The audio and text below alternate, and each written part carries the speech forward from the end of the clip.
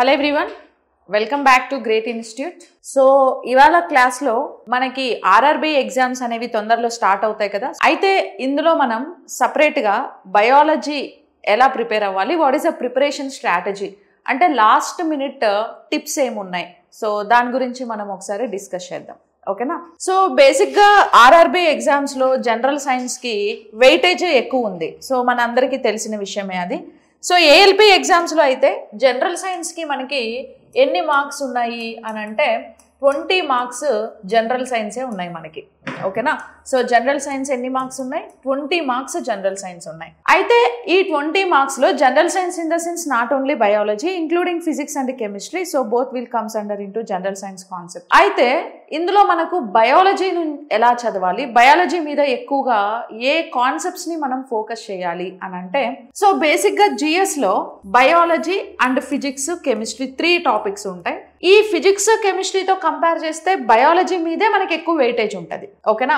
So first priority biology and physics second priority and chemistry third priority ఉంటుంది. So priority అని నేను ఎలా చెప్తున్నాను, దేని బేస్ చేసుకొని so I'm giving some prioritize అని అంటే డిపెండ్స్ ఆన్ మార్క్స్. ఓకే, ఎక్కువ మార్క్స్ దేని మీద వస్తే మనం వాటినే ప్రియారిటీగా చదువుకోవాలి. మనకి ఎండ్ ఆఫ్ ద డే కావాల్సింది ఏంటి, ఏ సబ్జెక్ట్లో ఎక్కువ మార్క్స్ వచ్చే స్కోప్ ఉందో ఆ సబ్జెక్ట్ మీద మనం ఫోకస్ చేస్తాం.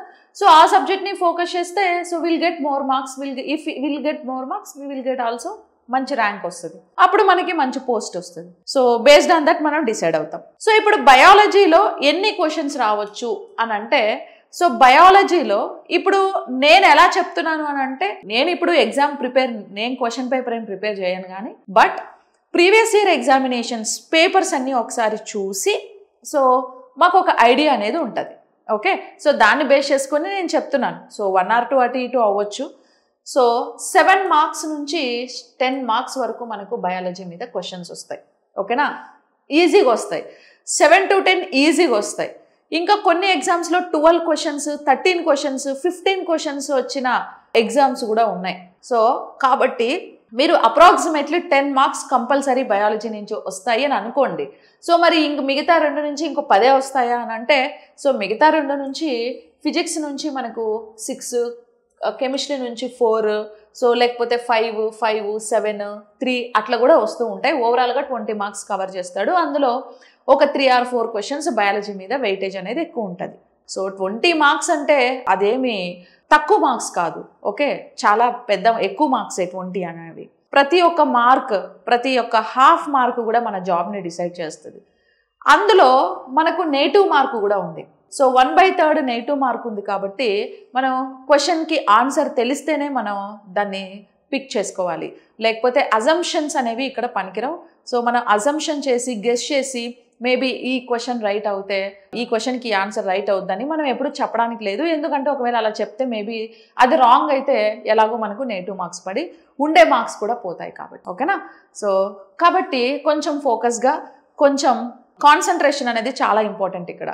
సో క్వశ్చన్ని 1కి 2 సార్లు బాగా చదవాలి. ఇప్పుడు బయాలజీ ఏం చదవాలి, ఎంత చదవాలో తర్వాత చెప్తాను. సో ఫస్ట్ ఎగ్జామ్కి వెళ్ళినప్పుడు ఎగ్జామ్లో మనకి నాట్ ఓన్లీ బయాలజీ అనండి, ఏ క్వశ్చన్ అయినా సరే 1కి 2 సార్లు చదవాలి. ఓకే, చాలామంది మన వాళ్ళు ఏం చేస్తారంటే, ఒక క్వశ్చన్ ఇక్కడ ఉంటుంది, సో కింద ఆప్షన్స్ ఉంటాయి, ABCD ఆప్షన్స్ ఉంటాయి. సో చాలామంది ఏం చేస్తారంటే ఫస్ట్ ఆప్షన్లు చదువుతారు, ఆప్షన్లు చదివి తర్వాత క్వశ్చన్కి పోతారు. అలా చేయకండి. ఫస్ట్ క్వశ్చన్ చదవాలి. ఒక తెలుగు మీడియం క్వశ్చన్ ఉంటుంది, ఇంగ్లీష్ మీడియం క్వశ్చన్ ఉంటుంది. 2 మీడియంస్లో చదవాలి. తెలుగు మీడియం వాళ్ళు ఇంగ్లీష్లో కూడా చదవడానికి ట్రై చేయండి. ఎందుకంటే కొన్ని టర్మినాలజీస్ ఇంగ్లీష్లోనే ఎక్కువగా చెప్తూ ఉంటారు.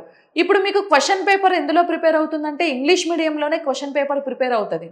దాన్ని తెలుగులోకి ట్రాన్స్లేట్ చేస్తారు. ఆ ట్రాన్స్లేషన్స్ కూడా ఎవరు చేస్తారు, వెళ్ళి తెలుగు పండిట్స్ కూర్చొని చేయరమ్మా, అక్కడ తీసుకెళ్ళి గూగుల్ ట్రాన్స్లేట్లో పడేస్తారు. సో గూగుల్ ట్రాన్స్లేట్ సాఫ్ట్వేర్లో పడేస్తే అది ట్రాన్స్లేట్ చేస్తుంది.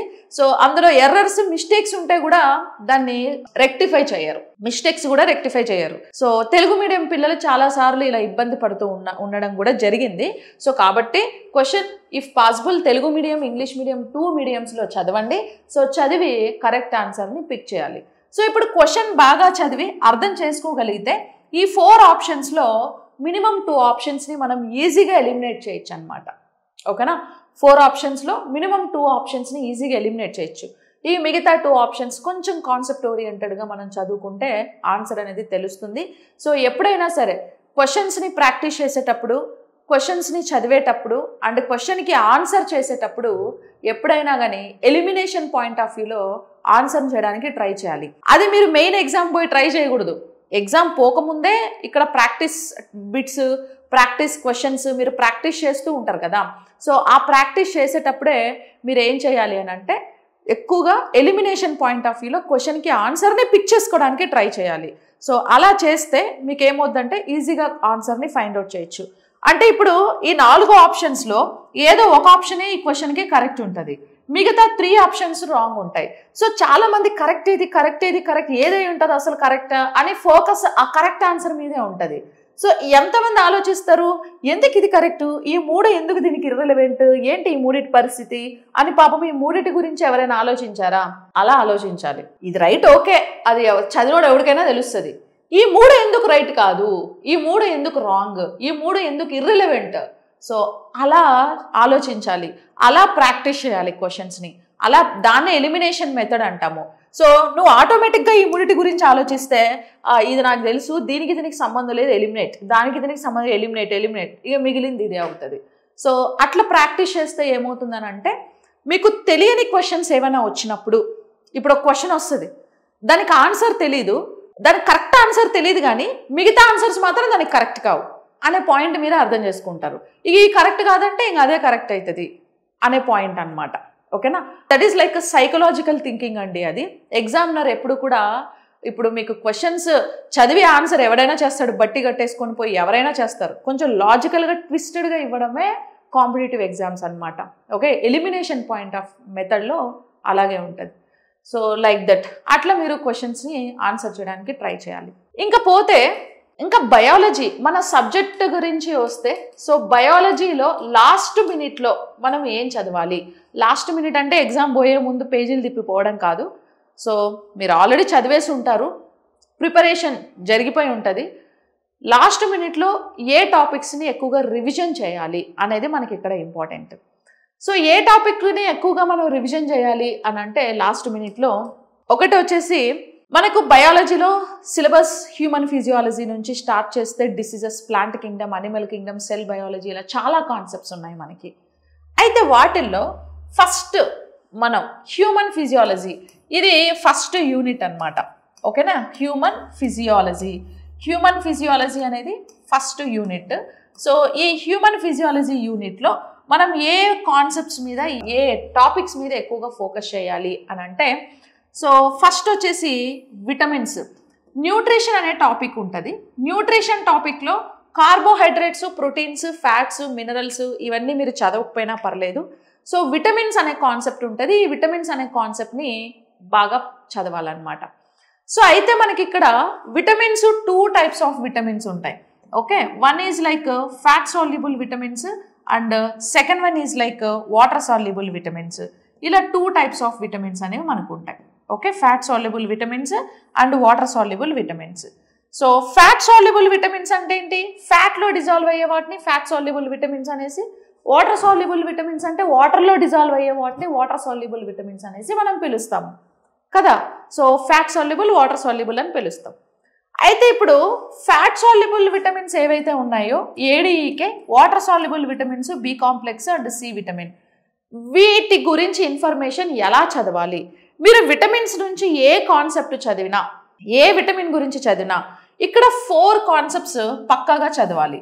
So scientific name of that particular vitamin, ఇప్పుడు ఏ విటమిన్ తీసుకున్నారనుకోండి, ఏ విటమిన్ సైంటిఫిక్ నేమ్ ఏంటిది, శాస్త్రీయ నామం, తర్వాత sources, so from where we have to obtain that particular vitamin, ఆ విటమిన్ మనకి ఎక్కడి నుంచి వస్తుంది దాని గురించి చదవాలి.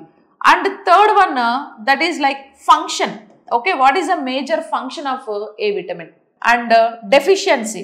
So if in case the deficiency of A vitamin are particular vitamin, so what kind of diseases we might be exposes to. సో ఈ 4 కాన్సెప్ట్స్ గురించి చదవాలి. సైంటిఫిక్ నేమ్ ఒకటి, సోర్సెస్ ఒకటి, ఫంక్షన్ ఒకటి, డెఫిషియన్సీ ఒకటి, శాస్త్రీయ నామం, లభించే ఆహార పదార్థాలు అండ్ అవి చేసే పనులు, వ్యాధులు, ఇవన్నిటి గురించి మనం ప్రతి విటమిన్, నువ్వు ఏ విటమిన్ అయినా తీసుకో, either it may be A vitamin, D vitamin, E vitamin, K vitamin, B vitamin, C vitamin, whatever it may be, మీరు ఏది తీసుకున్నా సరే అన్ని విటమిన్స్ నుంచి ఈ 4 కాన్సెప్ట్స్ని మనం చదువుకొని తీరాలన్నమాట. ఓకేనా? ఈ విటమిన్స్ మీద పక్కాగా ఒక క్వశ్చన్ వస్తుందండి. సో విటమిన్స్ చదువుకొని పోతే 1 మార్క్ ఇంకా మీ పాకెట్లో ఉన్నట్టే. సో విటమిన్స్ చదువుకపోతే 1 మార్క్ మీ పాకెట్లో ఉన్నట్టే. ఎవరైతే విటమిన్స్ని స్కిప్ చేస్తారో ఇక బయాలజీ నుంచి 1 మార్క్ పోయింది, ఇంకా మర్చిపోండి. ఇంకా మీకు 1 మార్క్ ఆమ్ఫట్ స్వాహా అయిపోయింది. కావాలంటే చూడండి. ఇక ఎలాంటి క్వశ్చన్స్ వస్తాయి అనే టాపిక్ గన వస్తే ఇక్కడ మనకి మ్యాచ్ ద ఫాలోయింగ్ క్వశ్చన్స్ కూడా ఎక్కువగా వస్తాయి. సో మ్యాచ్ ద ఫాలోయింగ్ క్వశ్చన్స్లో ఒక side part A, part B ఉంటుంది. సో పార్ట్ ఏలో ఒకవైపు విటమిన్స్ ఇస్తాడు, పార్ట్ బిలో వాటి యొక్క సైంటిఫిక్ నేమ్స్ ఇస్తాడు. ఓకేనా? విటమిన్స్ సైంటిఫిక్ నేమ్స్ మ్యాచ్ చేయమంటాడు. ఏ విటమిన్ సైంటిఫిక్ నేమ్ ఏంటిది, ఈ విటమిన్ సైంటిఫిక్ నేమ్ ఏంటి, మ్యాచ్ చేయాలి. ఇంకోవైపు విటమిన్స్ వాటి డిసీజెస్ ఇస్తాడు. ఓకే, ఇంకోవైపు ఏమి ఇస్తాడంటే విటమిన్స్ డిసీజెస్. సో ఏ విటమిన్ వల్ల ఏ డిసీజ్ వస్తుంది అది కూడా మ్యాచ్ చేయాలి. సో ఇంకోవైపు విటమిన్స్ సోర్సెస్ ఇస్తాడు. సో ఇట్లా మనకు ఏమవుతుంది అని అంటే పర్టికులర్ విటమిన్స్, వాటి సైంటిఫిక్ నేమ్స్, వాటి సోర్సెస్, ఫంక్షన్స్, డెఫిషియన్సీస్ ఏవో ఒకటి, మోస్ట్లీ వచ్చే సైంటిఫిక్ నేమ్స్, డిసీజెస్ మీదే మీకు మ్యాచ్ ద ఫాలోయింగ్లో క్వశ్చన్ పడుతుంది. సో అట్లా మనకు ఈ విటమిన్స్ నుంచి పక్కా క్వశ్చన్ వస్తుంది. నెక్స్ట్ విటమిన్ తర్వాత ఇంకేం చదవాలి అంటే డైజెషన్ సిస్టమ్ గురించి చదవాలి. సో విటమిన్స్ తర్వాత ఏం చదవాలి? Digestion system. సో డైజెషన్ సిస్టంలో మనం ఎక్కువగా ఫోకస్ చేయాల్సినవి ఏంటివి అని అంటే ఎంజైమ్స్. సో డైజెషన్ సిస్టమ్కి సంబంధించి ఎంజైమ్స్ మనం ఎక్కువగా ఫోకస్ చేయాలి. సో ఇప్పుడు న్యూట్రిషన్స్ మనకి carbohydrates, protein, fat, minerals, vitamins ఇట్లా డిఫరెంట్ టైప్ ఆఫ్ న్యూట్రిషన్స్ ఉంటాయి. సో ఈ న్యూట్రిషన్ అంతా కూడా డైజెస్ట్ అవ్వడానికి పర్టికులర్ న్యూట్రిషన్కి పర్టికులర్ ఎంజైమ్ వల్ల డైజెస్ట్ అవుతుంది. ఇప్పుడు కార్బోహైడ్రేట్స్ డైజెషన్ ఎంజైమ్ ఏంటి, ప్రోటీన్స్ డైజెషన్ అవ్వాలంటే ఎంజైమ్స్ ఏంటి, ఫ్యాట్ డైజెషన్కి కావాల్సిన ఎంజైమ్స్ ఏంటి. సో ఆ ఎంజైమ్స్ని బేస్ చేసుకొని ఫుడ్ డైజెస్ట్ అవుతుంది. ఆ ఎంజైమ్స్ నేమ్స్ ఇక్కడ పక్కా చదువుకోవాలి. ఇంకా డైజెషన్ సిస్టంలో మనకు లివరు, ప్యాంక్రియాస్ 2 గ్లాండ్స్ ఉన్నాయి. ఈ లివర్, ప్యాంక్రియాస్ గురించి కూడా మనం చదవాలి. So what is the major function of liver and what is the major functions of pancreas. Okay, so liver, pancreas ఈ 2 ఫంక్షన్స్ గురించి మనం చదవాలి. సో ఇవి 2 డైజెషన్ సిస్టంలో సమ్ ఇంపార్టెంట్ గ్లాండ్స్ అనమాట. ఓకేనా? డైజెషన్ సిస్టంలో ఇంపార్టెంట్ గ్లాండ్స్. సో వీటి గురించి మనం చదవాలి డైజెషన్ సిస్టంలో. ఇంకా పోతే డైజెషన్ సిస్టమ్ తర్వాత రెస్పిరేషన్. ఓకే, రెస్పిరేషన్ లేదా శ్వాసక్రియ. సో శ్వాసక్రియ గురించి కూడా మీకు క్వశ్చన్ అనేది వస్తూ ఉంటుందండి. ఈ శ్వాసక్రియలో మనకి సెల్యులార్ రెస్పిరేషన్ గురించి ఎక్కువగా ఫోకస్ చేయాల్సి ఉంటుంది. ఎక్కువ క్వశ్చన్స్ మీకు సెల్యులార్ రెస్పిరేషన్ మీదే జరుగుతాయి. సో సెల్యులార్ రెస్పిరేషన్ ఎక్కడ జరుగుతుంది? సెల్యులార్ రెస్పిరేషన్ వచ్చి మనకి సెల్లులో జరుగుతుంది. సైటోప్లాజం, మైటోకాండ్రియా 2 కాంపోనెంట్స్ ఉంటాయి సెల్లో. మైటోకాండ్రియాలో రెస్పిరేషన్ జరిగితే 36 ATPs ఫామ్ అవుతాయి. అందుకే మైటోకాండ్రియాని power houses of the cell అని అంటాం. అలాగే సైటోప్లాజంలో గ్లైకోలసిస్ ప్రాసెస్ జరిగి 2 ATPs ఫామ్ అవుతాయి. సో ఆ 2 పాయింట్లు. ఇంకొకటి రెస్పిరేషన్లో డిఫరెంట్ టైప్ ఆఫ్ అనిమల్స్లో రెస్పిరేషన్ అనేది ఎలా జరుగుతుంది అనేది ఇక్కడ important somewhat. Different type of అనిమల్స్లో రెస్పిరేషన్ ఎలా జరుగుతుంది అని అంటే ఫర్ ఎగ్జాంపుల్ అమీబాలో రెస్పిరేషన్ ఆర్గాన్స్ ఏంటివి? ఇప్పుడు మనకంటే లంగ్స్ ఉన్నాయి. We are like well developed organisms కాబట్టి సో మనకి లంగ్స్ ఉన్నాయి, లంగ్స్ త్రూ రెస్పిరేషన్ జరుగుతుంది. అమీబాకి లంగ్స్ లేవు కదా, మరి ఎలా జరుగుతుంది respiration? So amoeba and earthworm, leech, like insects అంటే కీటకాలు. సో ఇలాంటి వాటిల్లో రెస్పిరేషన్ అనేది ఎలా జరుగుతుంది ఏంటి? ఓకే, వాటి గురించి కూడా మనకి ఇక్కడ చాలా ఇంపార్టెంట్ అనమాట. వాటి మీద కూడా ఫ్రీక్వెంట్గా మనకు క్వశ్చన్స్ అడుగుతూ ఉంటారు. అక్కడ ఒక టేబుల్ ఉంది, డిఫరెంట్ అనిమల్స్లో రెస్పిరేషన్ ఎలా జరుగుతుంది ఆ టేబుల్ ఒకసారి చూసుకొని వెళ్ళండి. ఓకే, అది రెస్పిరేషన్లో ఫోకస్ చేయాల్సింది. ఇంకా పోతే blood circulation system. Blood circulation system cover చేయాలంటే heart, blood vessels, blood groups ఇలా 4 కాన్సెప్ట్స్ పక్కగా చదువుకోవాలండి. సో కానీ బ్లడ్ సర్క్యులేషన్ సిస్టంలో మనం సో హార్ట్ గురించి చాలా ఇంపార్టెంట్ ఎక్కువ అడుగుతూ ఉంటాడు. తర్వాత blood and blood groups. Okay, blood groups. So ఈ 3 కాన్సెప్ట్స్ బ్లడ్ సర్క్యులేషన్ సిస్టంలో మనం కవర్ చేయాలి. సో ఏంటది? హార్ట్ ఒకటి, బ్లడ్ ఒకటి అండ్ బ్లడ్ గ్రూప్స్. ఈ 3 కాన్సెప్ట్స్ని మనం కవర్ చేయాలి. So that is like blood circulation system. Next one endocrine system. Endocrine system అంటే it is like hormones related అనమాట. ఓకే, సో ఎండోక్రైన్ సిస్టమ్ అనేది హార్మోన్స్ రిలేటెడ్. ఎండోక్రైన్ సిస్టంలో మనకి డిఫరెంట్ గ్లాండ్స్ ఉంటాయి. Pituitary gland, pineal gland, thyroid, parathyroid, okay, hypothalamus, adrenal gland, pancreas, gonads, ఇట్లా different type of glands ఉంటాయి. అందులో అన్ని గ్లాండ్స్ ఇంపార్టెంటే, అవి different type of hormones release చేస్తాయి. So functions of that particular hormones అనే కాన్సెప్ట్ మనకి ఇక్కడ ఇంపార్టెంట్. సో ఎక్కువగా మనకి ఫోకస్ చేయాల్సిన గ్లాండ్స్ వచ్చి pituitary gland. So pituitary gland function and అవి రిలీజ్ చేసే హార్మోన్స్. సో దాని మీద పక్కా క్వశ్చన్ వస్తుందండి. Next thyroid. So thyroid gland functions and అవి రిలీజ్ చేసే హార్మోన్స్, ఇది కూడా పక్కా క్వశ్చన్ వస్తుంది. అండ్ నెక్స్ట్ వచ్చి అడ్రినల్ గ్లాండ్. అడ్రినల్ గ్లాండ్ని మనం ఎమోషనల్ గ్లాండ్ అని కూడా పిలుస్తాం. ఓకే, అండ్ థైరాయిడ్ని ఆడమ్స్ యాపిల్ అంటాం, పిట్యూటరీ గ్లాండ్ని మాస్టర్ గ్లాండ్ అని కూడా పిలుస్తాం.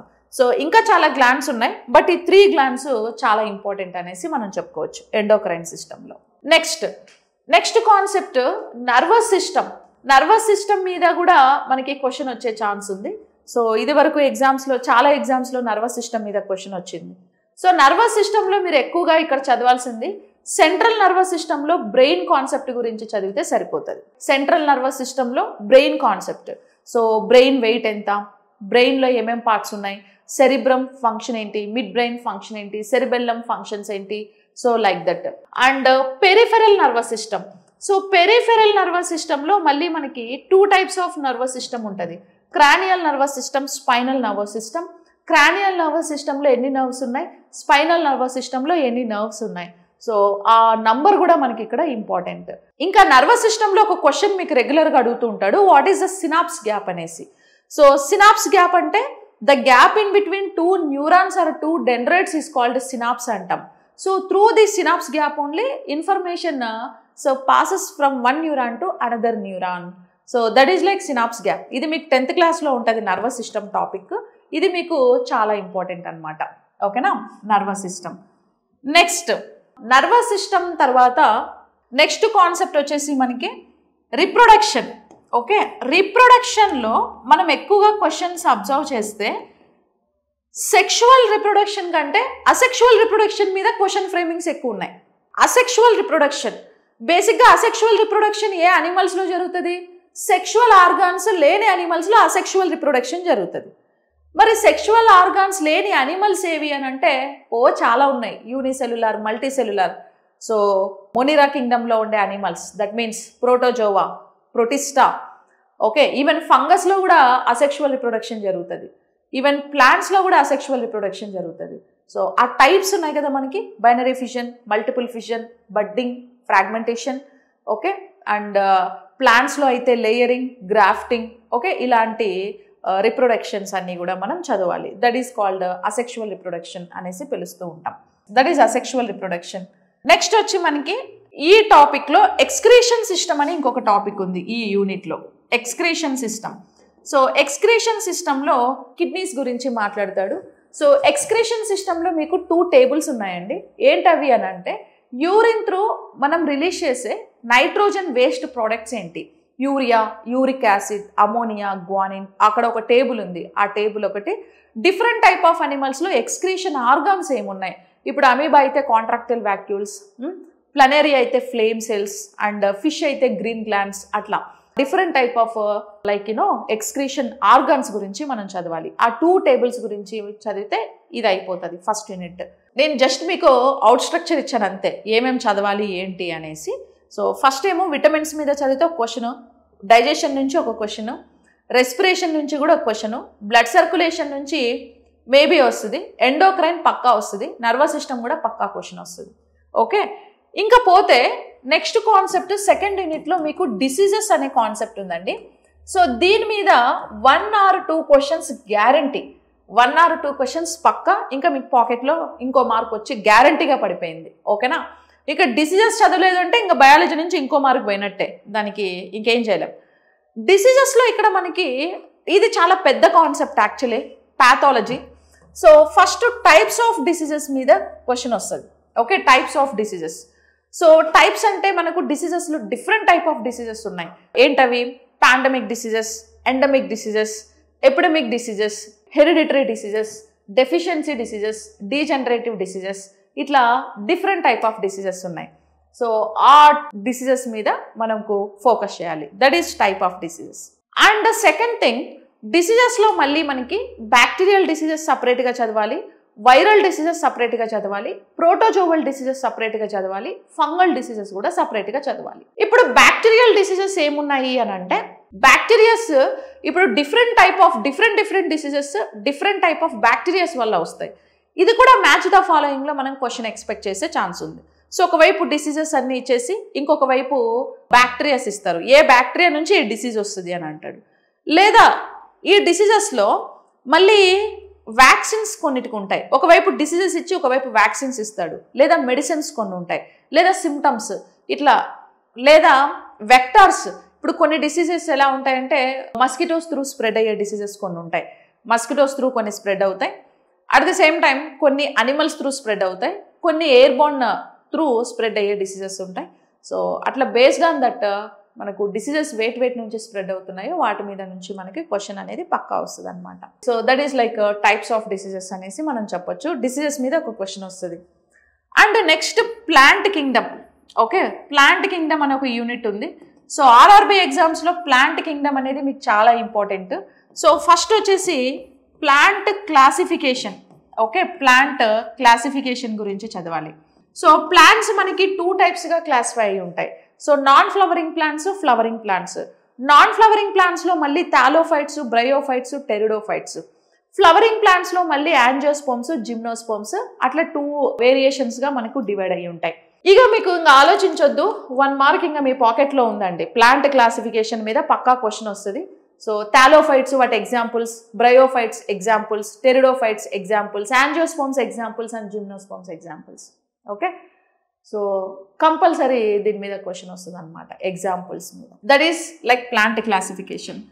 అండ్ నెక్స్ట్ వచ్చేసి మనకి ఇక్కడ ఫండమెంటల్స్ ఆఫ్ ప్లాంట్స్. అది ఆప్షనల్లో పెట్టుకోండి యాక్చువల్లీ, ఫండమెంటల్స్ ఆఫ్ ప్లాంట్. దానికంటే ముందు ప్లాంట్ ఫిజియాలజీ చదవండి. Okay, plant physiology. ప్లాంట్ ఫిజియాలజీలో ఏమేమి వస్తాయి అని అంటే, ప్లాంట్ ఫిజియాలజీలో మనకి ప్లాంట్ ఫోటోసింథసిస్ అనేది ఇక్కడ చాలా ఇంపార్టెంట్. సో ప్లాంట్ ఫిజియాలజీలో ప్లాంట్ ఫోటోసింథసిస్ అనేది ఇంపార్టెంట్. నెక్స్ట్ ట్రాన్స్పిరేషన్, ఈ 2 కాన్సెప్ట్స్ చదవాలి. And one more thing, phyto hormones.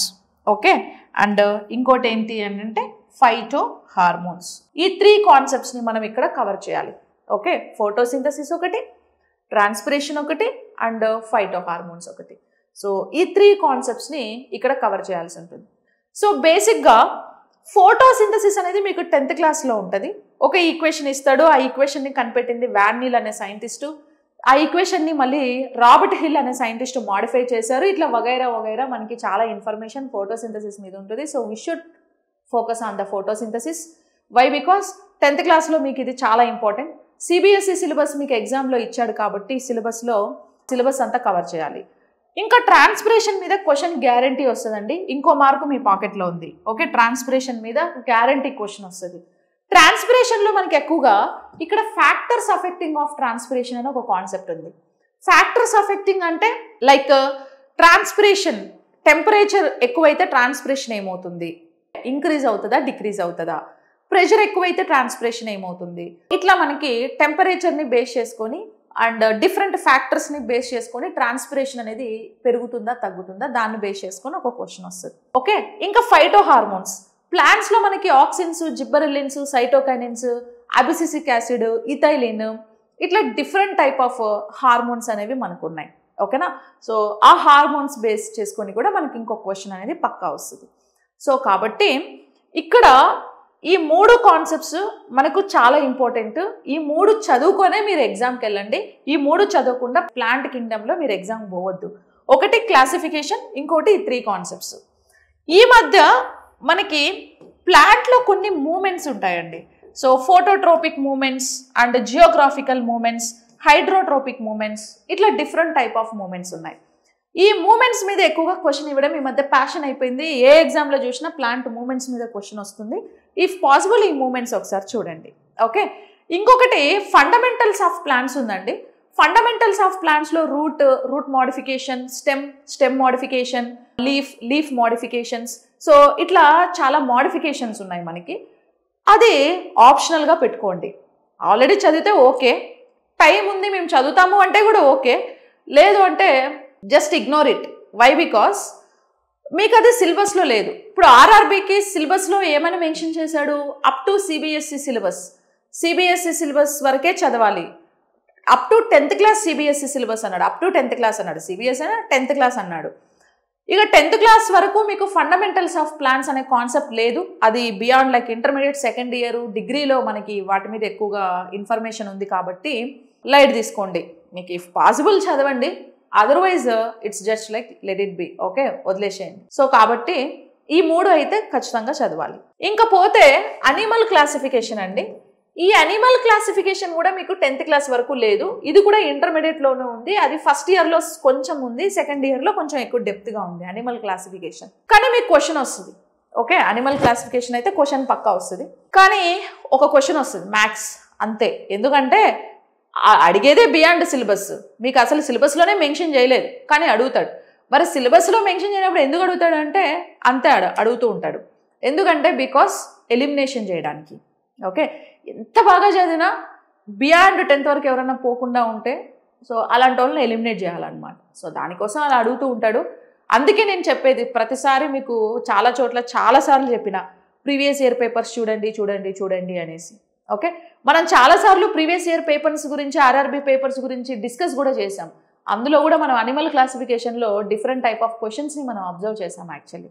ఓకేనా, అవి చూడాలి. అనిమల్ క్లాసిఫికేషన్లో chordates, non chordates, with backbone animals, without backbone animals. With backbone animals backbone ఉన్నది, without backbone లేని animals మనకు 2 ఉంటాయి. ఇక నాన్ కార్డేట్స్లో protozoa, porifera, coelenterata, platyhelminthes, nemathelminthes, annelida, mollusca, echinodermata, Arthropoda, 9 phylums ఉన్నాయి. కార్డేట్స్లో 5 ఉన్నాయి. Fishes, amphibians, reptiles, birds, mammals, ఇట్లా 5 ఉన్నాయి. ఓకేనా, సో వాటి గురించి 2 ఇంపార్టెంట్ మనకి బేసికలీ ఫోకస్ చేయాలి. Okay, that is animal classification. Next cell biology. Cell biology మీద ఒక మార్క్ 1 లేదా 2 మార్క్స్ అండి మీ పాకెట్లో ఉన్నట్టే. ఇంకా దాంట్లో ఇంకా ఆలోచించద్దు, వస్తుందా రాదా, ఇంతకీ ఖచ్చితంగా వస్తుంది. సెల్ బయాలజీ మీద క్వశ్చన్ పక్కా పడుతుంది, చాలా ఇంపార్టెంట్. సో సెల్ బయాలజీ అంటే ఏంటి?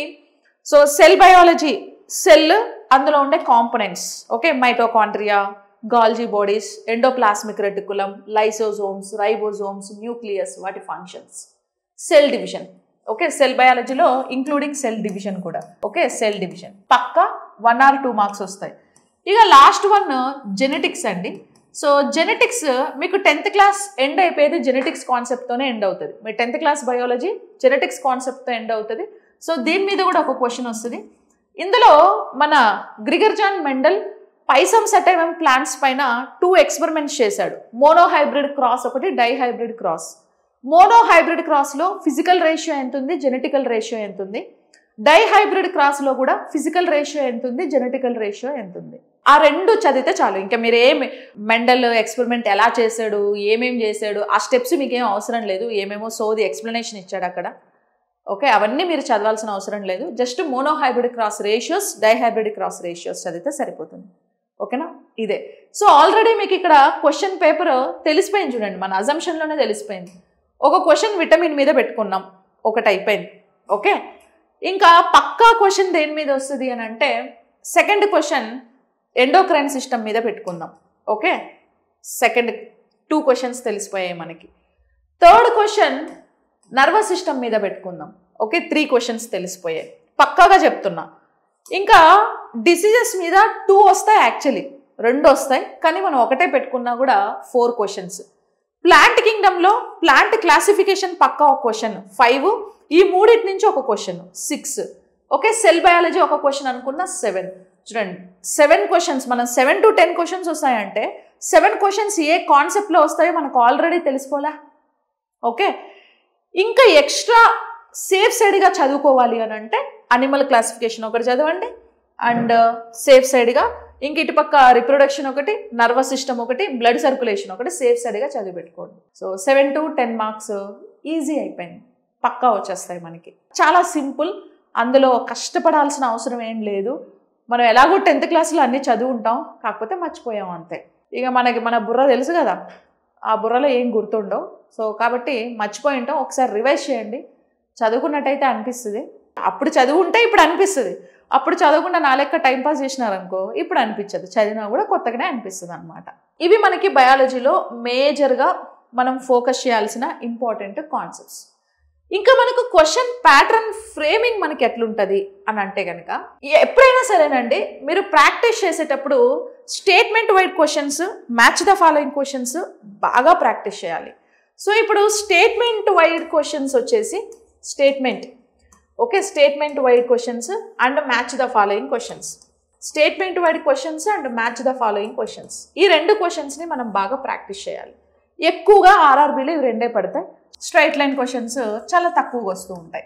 ఓకేనా, ఇవి 2 మనం ఎక్కువగా ఫోకస్ చేయాలి. ఇవి చదివితే ఇవి వచ్చినా ఆటోమేటిక్గా ఈజీగా. ఎప్పుడైనా సరే టఫెస్ట్ ఇప్పుడు ఎగ్జామ్ పేపర్ మనకి సింపుల్గా వచ్చిందనుకో, నీ ప్రిపరేషన్ మీడియంలో ఉండాలి. ఎగ్జామ్ పేపర్ మీడియంకి వచ్చిందనుకో, నీ ప్రిపరేషన్ కొంచెం ఎక్స్ట్రీమ్ ఉండాలి. ఎగ్జామే బాగా టఫ్గా ఎక్స్ట్రీమ్ వచ్చిందనుకో, నువ్వు ఇంకా సూపర్ ఎక్స్ట్రీమ్లో ప్రిపేర్ అవ్వాలి. ఓకే, అలా ప్రిపేర్ అవుతేనే మనం ఏం చేయొచ్చు, సింపుల్ ఎగ్జామ్స్ని క్లియర్ చేయొచ్చు అనమాట. ఇప్పుడు 90 minutes is equal to 100 marks కదా. 100 marksకి 90 minutes టైం ఉంది.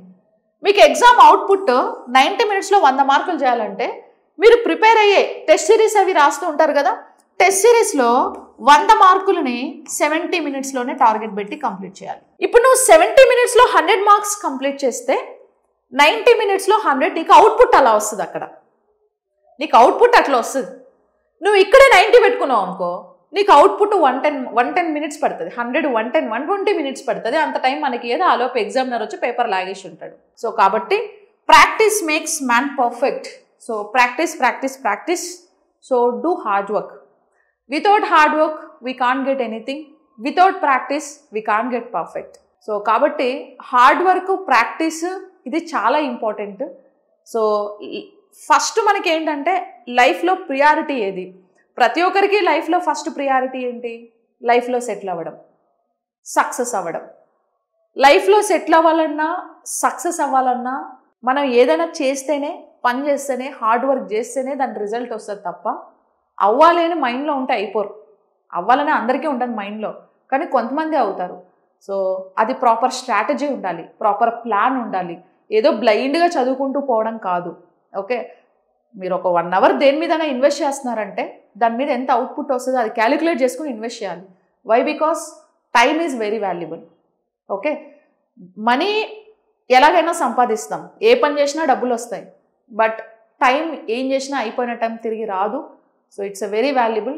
ప్రాపర్గా టైం యూటిలైజ్ చేసుకోండి. Don't waste your valuable time. మీరు ఒకరి మీద if you want to spend your time with someone, so ఆలోచించాలి, what I need to get from them. మనకి ఏం కావాలి, ఏం వస్తుంది, పోనీ ఏం వస్తుంది, వాట్ ఐ విల్ గెట్, అది చాలా ఇంపార్టెంట్ మనకి. ఓకే, సో కాబట్టి I wish you very very all the best your examinations. అందరూ ఏఎల్పి, ఆర్పిఎఫ్ ఎగ్జామ్స్ రాసే వాళ్ళకి all the very best. Exam మంచిగా రాయండి అండ్ మంచి స్కోర్ రావాలి. అందరు కూడా లైఫ్లో సెటిల్ అయిపోవాలి. ఓకేనా, థ్యాంక్ యూ. గ్రేట్ ఇన్స్టిట్యూట్ యాప్ని ప్లే స్టోర్ నుంచి డౌన్లోడ్ చేసుకోండి. ఆల్ ఆర్ఆర్బీ ఎగ్జామ్స్కి సంబంధించి అన్ని కోర్సెస్ మీకు యాప్లో అవైలబుల్ ఉన్నాయి అండ్ బిగ్గెస్ట్ ప్రైస్ డ్రాప్ కూడా ఉంది. సో గ్రేట్ ఇన్స్టిట్యూట్లో ఆర్ఆర్బీ ఎన్టీపీసీ ఫుల్ కోర్స్కి ఆఫర్ ప్రైస్ అనేది రన్ అవుతుందండి.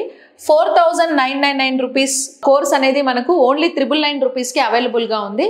సో ఇందులో మనకి ఫుల్ కోర్స్ అంటే ఈ కోర్సులో ఏమేమైతే సిలబస్ ఉందో ఆ సిలబస్ అన్నిటి గురించి చాలా డెప్త్గా ఎక్స్ప్లెనేషన్ అనేది ఇవ్వడం జరిగింది.